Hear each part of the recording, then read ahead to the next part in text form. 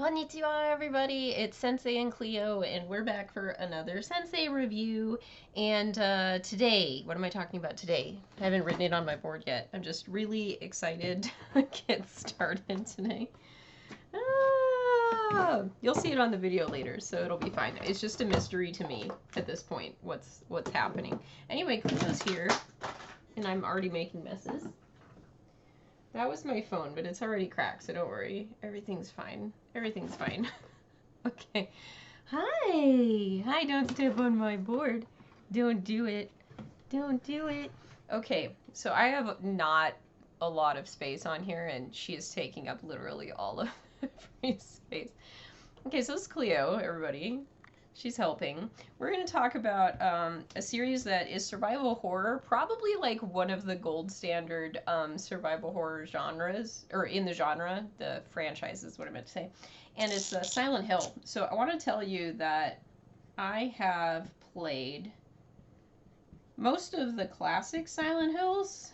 So let's go. I'll stay positive. I'm actually going to do positives and negatives for this series. But I'm going to start with a positive one. So I will start today with Silent Hill 3, which I think is really, really good. So we'll start with Silent Hill 3. We're going to go over the story, the characters, the art, the music, the gameplay, and an overall score on a scale for grades, because I'm a teacher. And anyway, so here we go. So Silent Hill 3 is really a continuation of the story from Silent Hill 1, which is, I think, why I like it, and why I think it's pretty good. Hi! You just gonna stare off into oblivion creepily? Story. The story of the first game in a nutshell, in a super, super nutshell, is, gosh, is it Harry? What's his name? Mason? I think is his last name. And you are in Silent Hill and you're trying to find your daughter who's a baby. And there's a cult and some supernatural stuff going on, and they were mean. And anyway, some stuff happens with this cult, but you're basically able to rescue your baby at the end. So we pick up at Silent Hill 3 with Heather, and Heather is the baby from the first game, and she's now like 16 or something like that. And anyway, she's going to be our main playable character through this game. And the whole gimmick of Silent Hill is that we have a real world. In the real world, we kind of get lost in just general, like, Silent Hill dimension. You gonna sit? Can you just go sit? Go sit. Causing trouble. Okay. All right. So, and this is sometimes referred to as the fog world, and you can get, in different games, they do different mechanics of how you switch over from the fog world to, like, I don't know, the dark world. It's kind of, it's dark and it's red and it's color scheme mostly, and I don't know, it looks like organic matter most of the time. It looks like your inside intestines or something gross. And anyway, so there's kind of a transition. When you're in the fog world, things are more deserted, and when you're in the dark world, things are more dangerous. There's more monsters that are going to attack you. In the first game, they did give you a radio, and the radio just has static playing. And if you hear static on your radio, like, you should start to hear things on your radio, that means that enemies nearby. So anyway, usually you're kind of going back between the fog world and the regular world and trying to find your way through. So in Silent Hill 3 with Heather, we are mostly trying to get around. I think really the first level is a mall, and there's a boss in the mall, and you can just walk around and, like, find bread. And she's just like, this is bread. It's one of my favorite lines. Anyway, so Heather is, you know, like our main person, and she is kind of your typical teenager. She's snarky, and I don't know, she's impatient, but I like her. I think that she is a realistic teenager given the circumstances that are very, very supernatural that she's dealing with. In the mall, you run across a person named Claudia. Claudia Wolf, and she starts talking about the Order. I don't remember what they call themselves, something like that. And anyway, so you run across her, and you run across another guy that belongs to the Order, and he wears glasses, and gosh, I don't remember his name. Vincent, I think his name is Vincent. And anyway, so there's also a kind of like a quote-unquote apartment world, where it's like a couple of apartments that you're walking through, and again, you have sort of the fog version, and then the creepy dark world version. And what other levels were there? I'm trying to remember. I've actually played this one a couple of times. And yeah, I think there's sort of like a churchy thing at the end that you go through. Anyway, so you're finding out throughout this adventure that's kind of horrid that you are the baby that the Order was after, and their goal. I don't know what their goals are. It's this is one of the things with Silent Hill, is that it's not incredibly clear what's going on, but I think it was focused enough for this story, and I think it worked enough for this story. So anyway, gosh, they have like funny angel names or something, and it's like the red god that they're trying to resurrect or whatever. And the way that they're going to do that is through Heather, because she like, I don't know, something happened in the ritual at the end of the first game, and she's the only one that's able to get pregnant and like give birth to a god. So that's really what they're trying to do, and Heather's like, screw you guys. An important and sad detail is that early on in the game, in the apartment level, you're kind of trying to, I think you start at the mall and then you go to the apartments and you're trying to find your dad. Harry? I think his name is Harry. And he's dead. So that sucks. So that's what happened to our first playable protagonist in the series. So anyway, Heather is mad. And she's on kind of like, she wants to take all of them out. So I think what is it?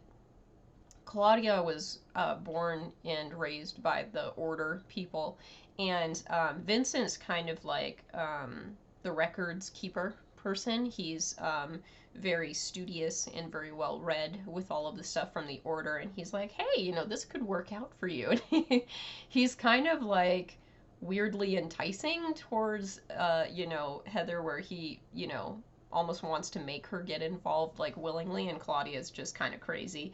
But anyway, Claudia tries to birth, what is it, Voltiel or something like that, anyway, herself, and that doesn't work. She dies. And I'm pretty sure Vincent bites the dust too. And we get to fight the, there's basically like a thing that we drink to like halt the, because like Heather's already pregnant with the god or whatever, and she like, and it's gross. And then anyway, and then she fights it, and that's the end of the game. And like the implication anyway is that the Order's done and their god was not resurrected and stuff like that. So story-wise, I like this story because, as I said, it's really the true sequel to the first Silent Hill game, because the second game, which I will talk about, is the it's just an offshoot. So anyway, story-wise, I really liked Heather, and I think that am I saying like different names for people? Pretty sure it's Heather. Anyway, she's great. I think that the other characters were interesting, and they kind of appeared at good, intervals, and the story made sense. And for Silent Hill, that's a good thing, because as you will hear from me, I had some problems with some of the other games in this series, but this one made sense, and I thought the story was good, and it kind of, closed the book on this particular chapter of the Order and trying to, resurrect their Voltiel or whatever it was, god. Okay, so story-wise, I don't think it's the strongest thing ever, and the way it's told is pretty minimal because it's Silent Hill. So there's a lot that you have to like put together yourself or go on the internet and find out what the heck's going on.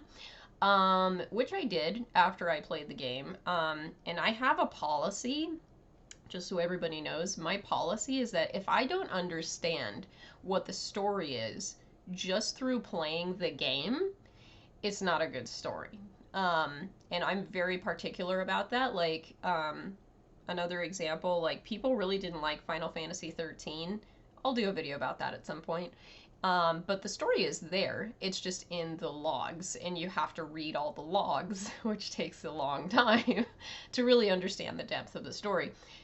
In Silent Hill, unlike Resident Evil will give you like progressively journals and newspapers, and like you'll find things around that will tell you what the story is, and you'll kind of get a bigger picture of the story. Towards the end of this game, you're like in a weird church, and you're finding all of these documents that kind of explain and you have to put them in order. It's like a puzzle. And it explains kind of the mythology of this particular cult and what they believe in and whatever. Anyway, so I think that for a Silent Hill game, better, but not great overall. So I'm going to go B for story. So I'm going to start off with a B. Because I think it could have been better. I think it could have been... Because, like, all of the monsters in Silent Hill really do have a purpose and a meaning, but they don't tell us in the game. And that bothers me. There's also multiple endings for Silent Hill, and it's, at least for my perspective, especially at the time, like, it's a lot of endings. It's like 6 or something. And it's all about, like, what you do, and they don't tell you what to do, which is another sticking point for me. But for the most part, like, even if you get, like, a bad ending, it's not terrible. It's not terribly bad. I usually get the bad endings in Silent Hill because I don't know what the hell I'm doing, because nobody tells me what I'm supposed to be doing. And it's like, I understand if you want me to figure things out, like, that's not a problem, but you gotta give me something. So, anyway, there's usually a joke ending. So if you don't know about this with the Silent Hill series, there's usually 2 joke endings. One of them is about a dog, usually, that a dog is, like, controlling all the events of Silent Hill, which is kind of, again, it's a funny joke ending. And then the other one's a UFO ending, and the UFO ending for this one was pretty funny. So anyway, please check those out if you've played this game and you've never watched the joke endings. I think they're worth it, because at least the Silent Hill team, like, has a sense of humor. So I appreciate that about them. So B. I think B is fair for the story for Silent Hill 3. All right. Characters. Like I said, I really liked Heather. I think she's a lot of fun. I'm usually happier in a survival horror game. I read something the other day that survival horror and horror games in general are way more likely to have a female protagonist, which I think is great. I'm a female identifying person, and I've always really enjoyed when I can play as a female character. So I think Claudia was fun as a villain because she's like really randomly aggressive and you don't know why. It's like, what's your problem, lady? And I think it's implied, or it is true, that she killed Harry. As I remember something about that. So she was a good villain character, because you didn't have the main angry lady. I don't remember what her name was from the first Silent Hill game. I'm really light on details, I'm sorry, in my memory. I'm just going off of my memory. I don't know. Anyway, but we don't have her, you know, antagonist from the first game, so we kind of needed somebody to fill that role and be like a really zealous person for the Order, and I think that Claudia really fulfilled that role very nicely. And then you have Vincent, and Vincent, like I said, was like weirdly charming, and even Heather was like, I don't know if I should trust this guy or not, and I think that was really interesting and cool. And we don't really have a lot of other people besides that.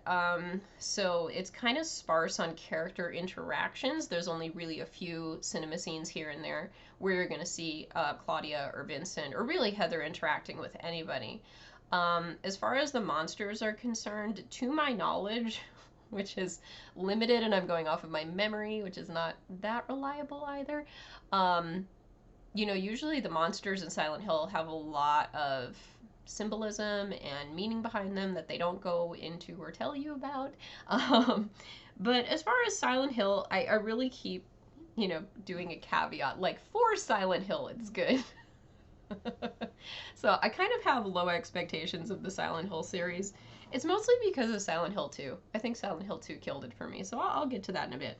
Anyway, so characters for this one, I think characters are a B. I'm okay with a B. Because I think everyone's relatively strong. They're better than average. I don't think they're excellent. I don't think they're really A caliber or S caliber, but I think they're good. I think they're strong. Okay, art. Art and music are probably going to be the places where I can be very complimentary to Silent Hill, because I think that if nothing else, Silent Hill has really good atmosphere, and the art and the music are what make that. Gosh, was there a I think it was this one has had a part at the very beginning with like a roller coaster at the amusement park or something like that. I'm pretty sure that was Silent Hill 3. Um, and the creepy bunny thing, I don't know what the bunny mascot is called, but the creepy bunny mascot was there. um, and I feel like the Five Nights at Freddy's people just directly ripped it from Silent Hill, so copyright claim?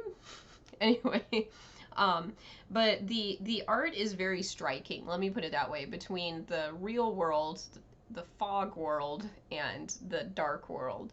And the environments usually are the fog world and the dark world. It's the same environment, but through a different lens. And anyway, I really like that aspect. And I don't remember this one if it was Mirrors. I think Mirrors was number 2. I could be wrong. But anyway, we have a point where we switch over. And anyway, the monsters are very creepy because they're just like fleshy and gross, and yeah, they move really icky, ickily. They're really gross. So anyway, I think that the art does its job, and because this one is very heavily involved with the cult, we got a lot of like mythological religious imagery, which I thought was really creepy. Like, I think they have the red god and the yellow god or something like that. And I think the red god is supposedly like in the shape of a woman or something like that. Looks human, right? Anthropomorphic. And I really liked all the imagery there. And gosh, I really hated being in the sort of church area for the last part. It was super creepy.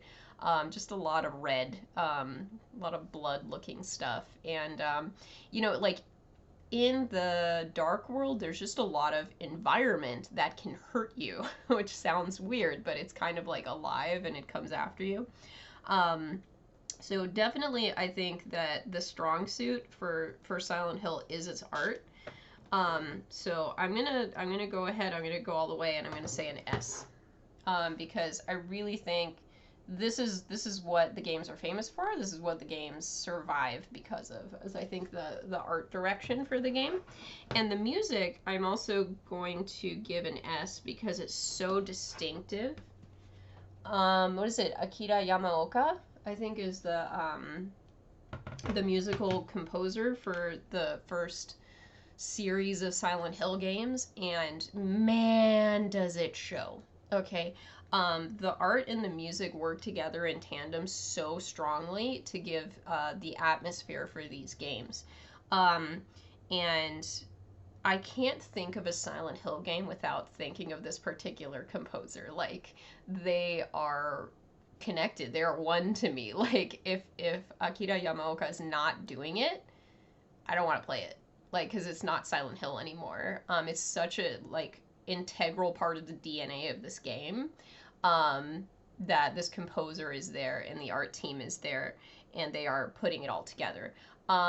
So again, very iconic, very scary, very unsettling, and melancholy is, I think, a good word for the music. So, desolate in the fog world, and, definitely very, like, uncomfortable and harried in the dark world. And, a lot of the music that's particularly for characters is very sad. Like, the music is very somber. And it really speaks to the characters and kind of what they're going through. And it really makes the game almost a sort of visceral experience. So the music and the art, I'm going to say, are topping out. Like, I don't think they could get any better. They're excellent. Really, really excellent. And I don't know. I don't know if it's enough to save the games, like, as an overall series for me, but it's a really strong point in the thesis. Like, it just the art and the music and the effect that they have on the game and the mood and the tone and atmosphere and all of that stuff. And it really makes the Dark World very, very uncomfortable. And it's very well done. It's very well done. All right, gameplay. So, gameplay in Silent Hill, it's a survival horror game, and so with that, you're going to have enemies that are going to come at you. And what do you have? So, you mostly have melee items. I feel like Silent Hill is much more like, let's get a stick. Let's get a stick and let's beat the thing with a stick. I don't think that the controls are great. They're meant to be a little tanky and a little not very effective because you're an American teenager and you're fighting monsters, so you're not supposed to be good at it. So you get things like a crowbar or whatever. And to my knowledge, I think they can break. Don't quote me on that because I don't remember. But you do have firearms. You will find guns and very, very, very limited supply of ammunition. So mostly melee items or running. Running's good. And especially for bosses and stuff like that, that's what you really save your ammunition for. But it's a challenge. It's a challenge getting through the areas. And there are things that can hurt you and you can't hurt them back. Especially in the Dark World where things are more powerful. And it is difficult. It's a maze. You're trying to find your way through and, find items that will help you get through. And the bread does not help you. I tried, but the bread does not help you. Anyway. So yeah, the gameplay is relatively challenging. Like I said, there are some puzzles to solve, and there's not a lot of hand-holding in Silent Hill, whether it comes to the story or the gameplay, actually getting through the game. There's not a lot of hand-holding, so you do have to figure it out. And I think it's relatively challenging. As far as gameplay, me giving it a score, there's just a lot of junk. Like, a lot of the time, I just feel like I'm wandering around for no reason, and it feels a bit like filler. And I've always felt this, like, every single game in the series. This is consistent with their brand at this point. So I don't love the gameplay. I certainly don't like fighting things, because I am terrible at it, because Heather's terrible at it. Puzzles are fine. I never had any trouble with them. But yeah, as far as like the environments and stuff, things can change on you. It didn't really happen in Silent Hill 3 that I can recall, but they did mess with you a little bit in the Dark World in Silent Hill 1, where things were not as they were before. And that's just to mess with you. But yeah, I don't know. I felt like it was pretty straightforward as far as an entry in the series. It did what it usually does. I don't know. It was fine. It was fine. I'm gonna go B. It's fine. It's Silent Hill. It's a Silent Hill game. I know what I'm doing. Okay, so here's our scoreboard so far for Silent Hill 3. So story, characters, and gameplay sitting at a solid B, and art and music are way above and beyond. Would I recommend it to a friend? I think I would. I think I'd recommend it. I don't think it's the best game ever, but I think it's fun. I think it does its job telling its story. And I think it gets you all the Silent Hill kind of things that you want in a game, in a Silent Hill game. You know, it gets you your Dark World, your Fog World. You have a mystery to solve. You have a relatable protagonist that is snarky and kind of fun.